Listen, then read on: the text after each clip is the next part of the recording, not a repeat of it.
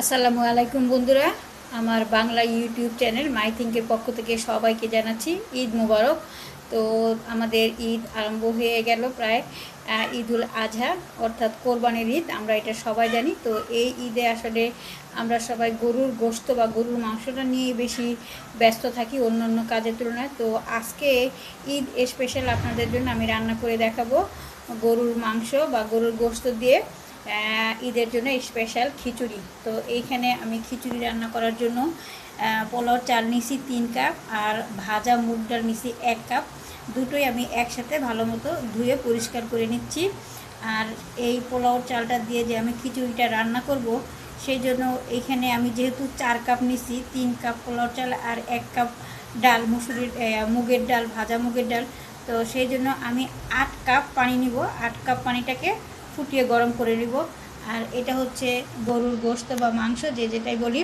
তো এইখানে হচ্ছে 1 কেজি গরুর গোশত আছে বা মাংস আছে। তো এটা আমি রান্না করব যেই মশলা দিয়ে, সেটা দেখিয়ে দিচ্ছি আপনাদেরকে। তো আমি এখানে ঘি নিছি, সামান্য পরিমাণ ঘিও অ্যাড করব আমি।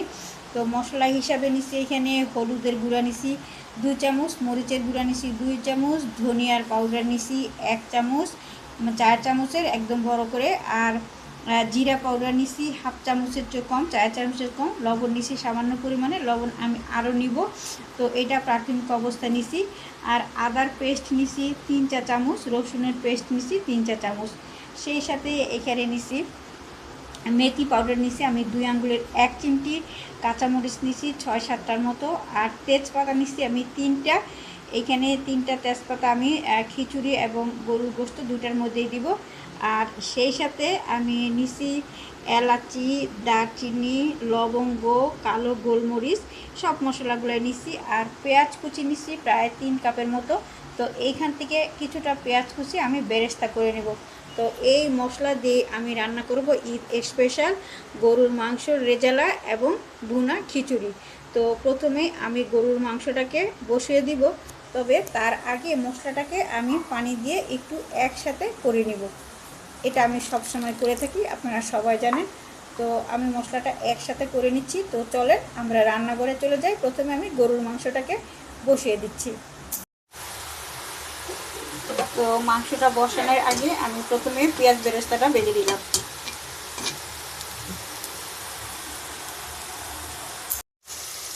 তো আমি মাংস রান্না করার জন্য পেঁয়াজ দিয়ে দিচ্ছি তেলের মধ্যে। এখানে তেল কিন্তু আমি একটু বেশি পরিমাণে দিচ্ছি, প্রায় 1.5 কাপের মতো তেল দিচ্ছি। তো এই পেঁয়াজটা একটু হালকা লাল লাল হয়ে গেলে আমি মশলাটা দিয়ে দিব।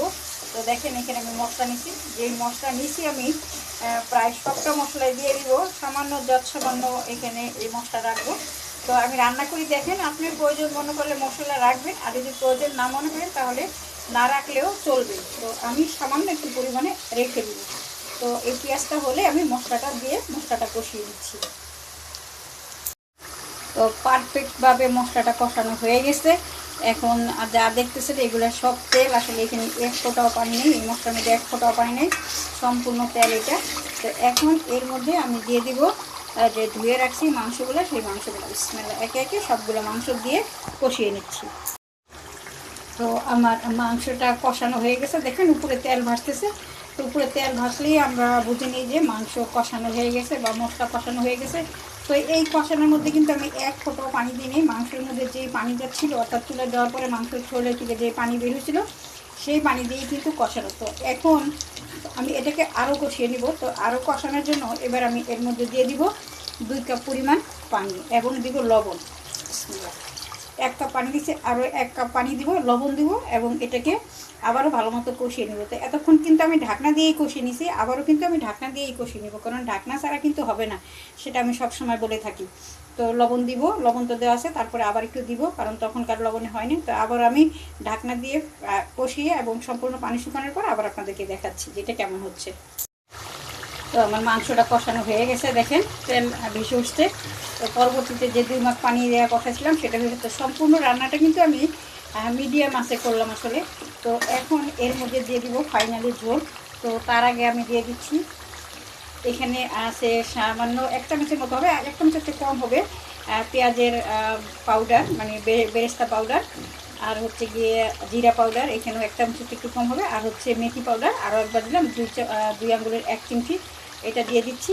তো এবার সেই সাথে দিয়ে দিচ্ছি আলু। এখানে আমি 2টো বড় বড় আলু নিচ্ছি, তো 2টা আলুও দিয়ে দিচ্ছি। তো আপনারা যদি চান তো আলু দিবেন, আর না চাইলে দিবেন না, কোনো সমস্যা নেই। এখন একটু সামান্য লাড়াচাড়া দেওয়ার পরে মানে আলুটা এপাশ ওপাশ করার পরে আমি দিয়ে দিব পানি। তো এইখানে আমি আবারও 3 মগ পানি দিব, তখন দিচ্ছি 2 মগ, এখন 3 মগ। এই 3 মগ পানি দিয়ে আমি সম্পূর্ণ রান্নাটা শেষ করব এবং মাংসটা আমি নামিয়ে তারপরে আপনাদেরকে দেখাচ্ছি। তো দেখেন আমি মাংসটা বা গোস্তটা নামিয়ে নিছি, আমার রান্নাটা হয়ে গেছে। গরুর মাংসের রেজালা কোরবানির ঈদের জন্য। তো এখন আমি খিচুড়িটা রান্না করব। তো চলেন আমরা খিচুড়িটা কিভাবে রান্না করি সেটা দেখে আসি।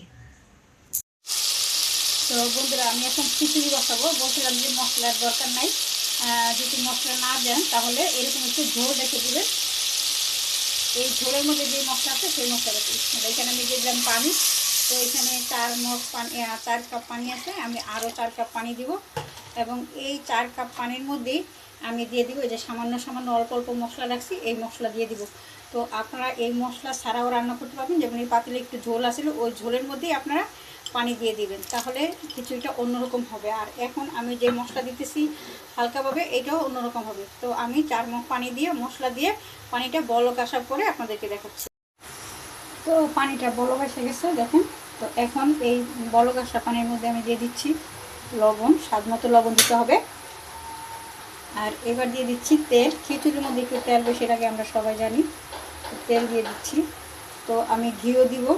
তো এখন এই তেলটা দেওয়ার পরে একটু অপেক্ষা করব, যেহেতু এটা কাঁচা তেল সেজন্য একটু অপেক্ষা করব যাতে তেলটা মানে পানির সাথে একটু ভালো মতো কাঁচা যে একটা ভাব আছে সেই ভাবটা যেন চলে যায়। তো এই জন্য একটু সময় অপেক্ষা করবো, সেখানে অল্প সামান্য সময়। তো আমার অল্প সময় অপেক্ষা করা হয়ে গেছে। এখন আর কাঁচা তেলের যে একটা গন্ধ ভাব আসে সেই গন্ধ ভাবটা দূর হয়ে গেছে। তো এবার আমি এই পানির মধ্যে দিয়ে দিব আমার আগে থেকে রেডি করে রাখা পোলাও চাল এবং ডাল।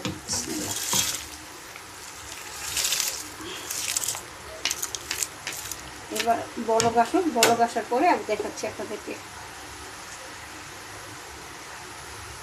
তো লাড়াচাড়া দিয়ে দিতে হবে, চালটাকে এপাশ ওপাশ করে দিতে হবে।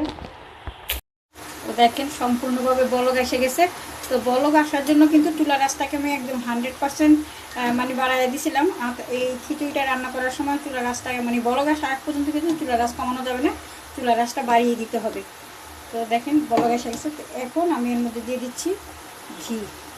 আমি 1 চামচ ঘি দিচ্ছি, বেশি দিব না, প্রয়োজনে আপনারা বেশি দিতে পারেন, আমি 1 চামচই দিব।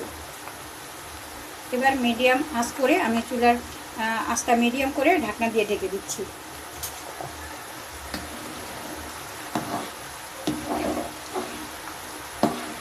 তো আমি ফিরে আসছি একটু পরে আবার। তো দেখেন বন্ধুরা আমি খিচুড়িটা নামিয়ে নিছি চুলা থেকে, খিচুড়িটা আমার হয়ে গেছে। তো খিচুড়ির মধ্যে পেঁয়াজ বেরেস্তা দিয়ে দিছি, আগে যে বেরেস্তাটা ভেজে নিয়েছিলাম সেটা। তো এখন আপনারা যদি মনে করেন যে এটার মধ্যে আরও একটু তেল দিবেন তাহলে দিয়ে দিবেন, কারণ পেঁয়াজ বেরেস্তার মধ্যে যেই তেলটা ছিল সেই তেলটা কিন্তু দিতে পারেন, এটা কিন্তু একটা এক্সট্রা মজা লাগবে। তো আপনারা চাইলে কিন্তু দিয়ে দিতে পারেন, আমি দিয়ে দিলাম, আর মন না চাইলে দেবেন না। তো যেটা বলছিলাম যে মশলা যে দিলাম আমি, যে মশলা ছাড়াও রান্না করতে পারবেন। তো মশলা ছাড়া রান্না করলে কী হতো, খিচুড়িটা একদম সাদা সাদা হইতো, শুধুমাত্র মুগ ডালগুলি দেখা যেত, মানে অন্যরকম একটা কালার আসতো, অন্যরকম একটা সৌন্দর্য আসতো। তো সেই জন্য যদি চান আপনারা তাহলে মশলা ছাড়াও কিন্তু রান্না করতে পারেন এই খিচুড়িটা।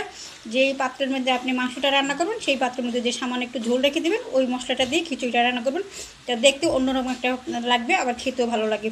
তো যাই হোক, তো আমার খিচুড়িটা হয়ে গেছে, মাংসটাও হয়ে গেছে।